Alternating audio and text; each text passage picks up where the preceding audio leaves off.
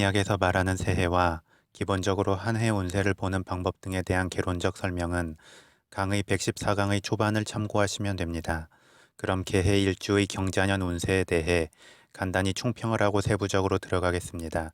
개해 일주에게 경자년은 마음의 중심이 잡히고 복잡한 생각들이 정리되어 적절히 필요한 결단을 내리고 목표를 향하여 앞으로 나아갈 수 있는 한 해가 됩니다.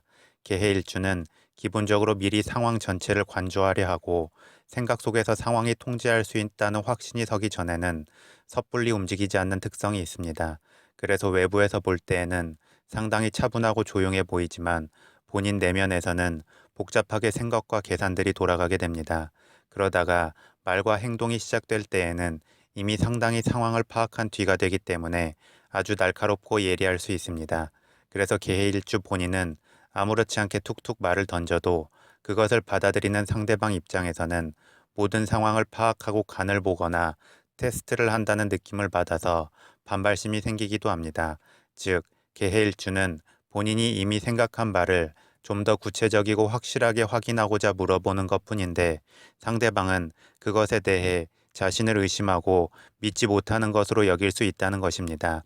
이처럼 개해일주는 신중한 듯 하면서도 머리 회전이 빠르고 필요에 따라 행동의 속도도 빨라지며 상황을 큰 틀에서 숲을 관조하려 하기도 하지만 또 아주 세밀하게 나무 하나하나를 파악하려 하기도 합니다.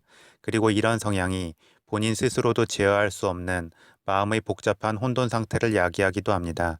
그런데 경자년의 흐름에서는 적절히 본인의 빠르게 움직이거나 혼란스러운 마음 상태를 다독여주는 기운이 들어오면서 차분하게 정리가 됩니다. 그리고 그렇게 정리된 마음을 바탕으로 적절히 고민했던 것들에 대한 결단이 서게 되고 관조하거나 의심하던 기존의 마음 상태를 벗어나 나름의 확신을 가지고 과감하게 움직이게 됩니다. 그만큼 마음의 여유도 생기고 어떤 상황을 대하거나 일을 처리함에 있어서 완숙미도 강해지게 됩니다. 그래서 장중하게 땅 밑으로 흐르는 지하수의 힘을 받아서 땅 위로도 안정적이고 꾸준한 물길의 흐름을 만들어가게 됩니다. 이는 역으로 말하면 굳이 서두를 필요가 없다는 의미도 됩니다. 어차피 본인 기운에게 탄력을 주는 흐름이 들어왔기 때문에 차분하고 여유 있게 나아갈수록 불필요한 충돌을 피하고 결과에서 원하는 바를 안정적으로 쟁취할 수 있습니다. 그럼 세부적으로 들어가겠습니다. 개해일주의 일간인 개수에게 경자년의 천간인 경금은 정인이 됩니다. 정인은 편안하고 포근하고 보편적 믿음과 확신을 주는 엄마의 기운입니다. 그리고 이 정인의 기운은 개해일주의 본질적 특성에 내재해 있지 않습니다. 그래서 개해일주의 일지 해수의 지장간 안에 존재하는 겁재의 기운이 개해일주의 본질적 마음 상태에서 혼돈을 야기합니다. 마치 두 마리 말이 마차를 끄는데 한 마리 말은 큰 말이고 한 마리 말은 작은 말이 되어 앞으로 달릴 때 엇박자가 나는 느낌과 같습니다. 그런데 경자년의 흐름에서 들어오는 정인의 기운은 이 두 가지 기운을 잘 다독이고 조절하여 하나의 리듬으로 움직이게 해줍니다. 그만큼 경자년의 흐름은 중심이 잡히는 흐름이 되는 것입니다.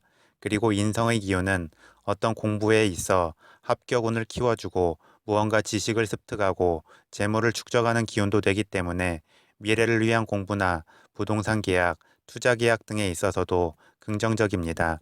다만 개해일주의 사주 원국에 이미 인성의 기운이 강하다면 경자년에서 들어오는 정인의 기운이 인성의 기운을 과대하게 만들게 됩니다. 따라서 이때에는 너무 안주하거나 생각을 많이 하거나 공부만을 위해 시간을 보내지 말고 적절히 계획적이고 의도적으로 외부 활동을 하면서 움직여야 좋습니다. 다음 개해일주 일간인 개수에게 경자년의 지지인 자수는 비견이 됩니다. 비견은 자신과 음양과 오행이 같은 기운입니다. 그래서 마치 친한 친구가 옆에 와주는 것처럼 자신의 주체성을 강화시키고 자신감이 커지게 하며 경쟁심을 촉발시키게 됩니다. 그리고 이 비견의 기운은 경자년의 천간인 경금의 생조를 받으면서 흔들림 없는 확신을 가지고 뻗어나갈 준비가 됩니다. 따라서 개의 일주에게 경자년은 에너지가 완충되고 다른 기운들을 제어할 힘도 커지는 한 해가 됩니다. 이는 결국 방향성과 목표만 정해진다면 큰 결실로 이어질 수 있음을 의미합니다. 특히 개의 일주의 일진 해수는 역마살의 기운이고 경자년의 지지인 자수는 도화살의 기운인 만큼 열심히 움직이고 자신의 존재감을 드러낼수록 좋습니다. 그래서 그동안 계획하고 준비했던 것들이 있다면 여유를 가지고 추진해 나가면 좋습니다. 마지막으로 12운성론의 관점에서 보겠습니다. 개해일주 일간인 개수에게 경자년의 자수는 건록의 흐름이 됩니다. 건록은 인생의 흐름으로 보자면 중년을 전후한 흐름이 됩니다. 그래서 사회 초년생처럼 충동적 열정에 휩싸이지 않고 인생의 말년처럼 모든 걸 내려놓고 정리하는 것도 아닙니다. 대신 적절히 경험과 완숙미가 쌓여서 현명하고 필요한 움직임을 하려 하고 인생의 절정을 향해 가는 마지막 야망도 존재합니다. 그래서 적절히 사회적으로나 내면적으로 균형 잡힌 모양새입니다. 이는 개해 일주가 경자년의 흐름에서 이 건록의 좋은 특성을 이해하고 그에 맞춰서 움직일수록 좋다는 의미이기도 합니다.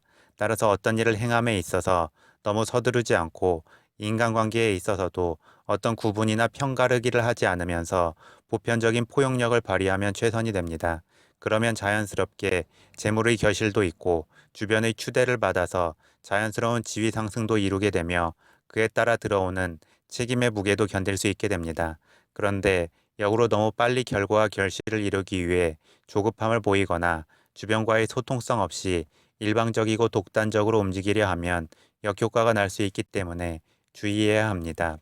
이처럼 사주명리학에서 운세의 흐름을 보는 것은 어떤 확정적 미래를 예견하고 단정하기 위함이 아니라 예상되는 흐름 속에서 어떻게 하면 자신의 강점을 살리고 약점을 보완할 수 있을지 처세의 방법을 찾기 위함입니다.